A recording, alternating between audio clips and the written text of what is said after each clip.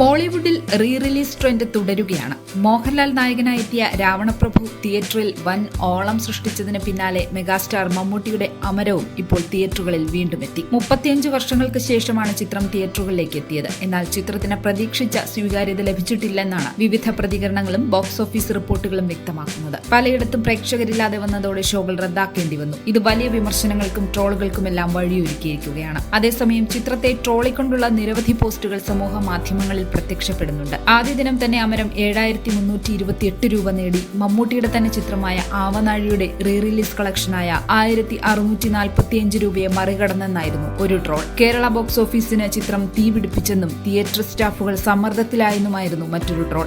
നാണയങ്ങൾ എണ്ണാനായി കൂടുതൽ ആളുകളെ പല കേന്ദ്രങ്ങളിലും ചുമതലപ്പെടുത്തിയെന്നും പരിഹാസമുണ്ട്. അമരവും പാലേരി മാണിക്യവും തമ്മിലാണ് മത്സരമെന്നും അമരം വിജയിച്ചെന്നും മറ്റു ചില ട്രോളുകൾ. ബുക്ക് മൈ ഷോയിൽ ഇതുവരെ 1000 ടിക്കറ്റുകൾ പോലും വിറ്റുപോയിട്ടില്ലെന്നും പോസ്റ്റുകളുണ്ട്.